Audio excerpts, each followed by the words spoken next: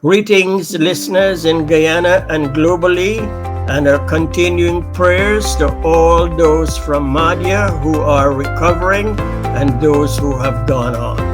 And thanks to Sherrod and his team for their sterling continuing work to bring credible information. Without our spinning, we do not spin, we bring to you the facts. Ladies and gentlemen, today, at this very moment, President Biden is in the air traveling to arrive in the United Kingdom.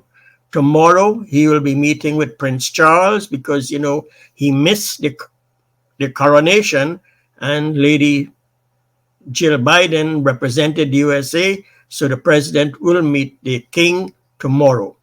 The President Biden will also meet the Prime Minister of United Kingdom. And my back channel, as at minutes ago, it will not be a nice meeting. I think for the very first time, it will be made in public. Some have already seen it. The Prime Minister of the United Kingdom is not agreeing for America's decision to use cluster bombs. Cluster bombs is the kind of a bomb when you throw it, it can injure hundreds of more people. If you remember, Lady Diana spent her life in dedicating to the stoppage of cluster bombs around the world, and she took many risks herself to clear these bombs. Well, the reason for it is there's a shortage of ammunition.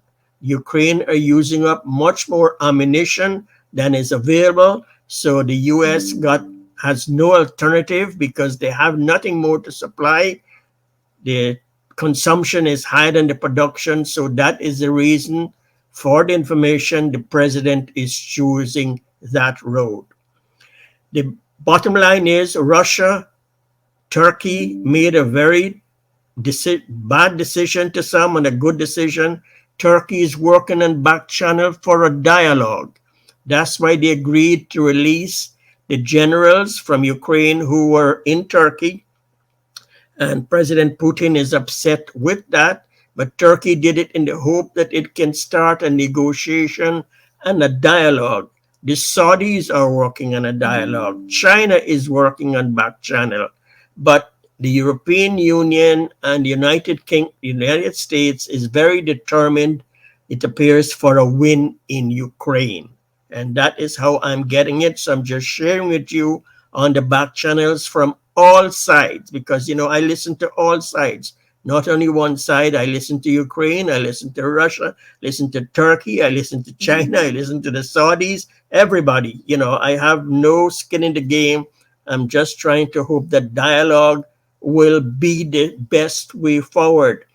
How many of us remember yesterday, Saturday was the 500 days for this war and the lives that are being lost. I'm also told that in Belarus, the army is from the Wagner group is getting stronger. They have reconstituted and they're being led. The Wagner group chief is back now in St. Petersburg. All is not well in Moscow. The people are suffering. They want the war to end.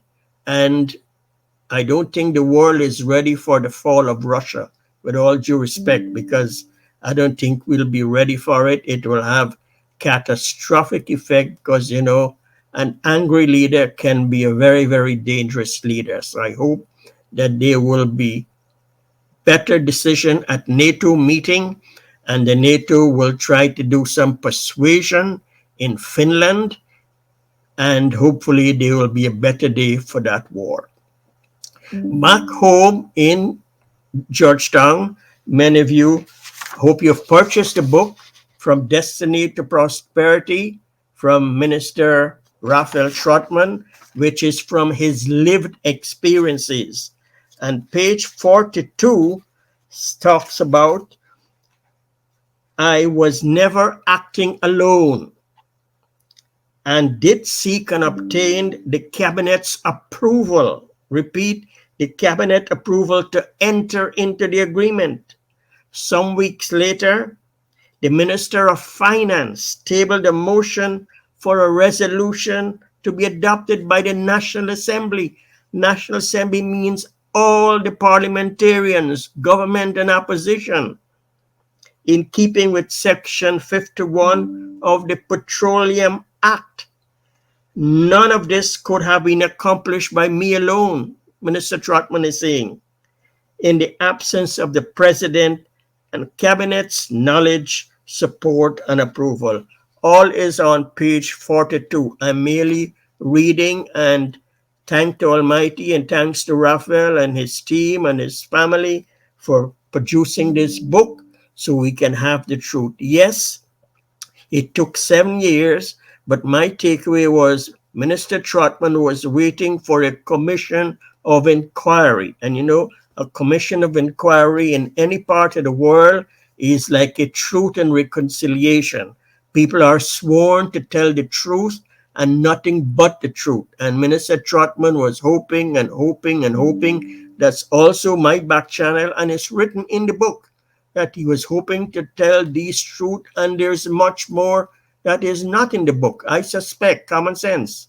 And the truth for the COI did not happen. Maybe one day it will happen, but that's the evidence. What was also shocking to me, and I thought I'm up to date in many stuffs in Guyana from the USA, that Minister Trotman on page 43 mentioned he had not one, not two, 3 handing over ceremonies. First, he had to hand over to the Prime Minister, Nagamoto, for governance responsibilities, because that was his first responsibility before the petroleum. Then in August 2018, he had it to hand over the petroleum division to President Granger's office. And then the third one was August 2020, he handed over to the PPP government. Ladies and gentlemen, continuing best wishes to you, your families, your friends, and may you have a blessed day, onward and upward for Guyana, one nation, one people, one destiny. Goodbye.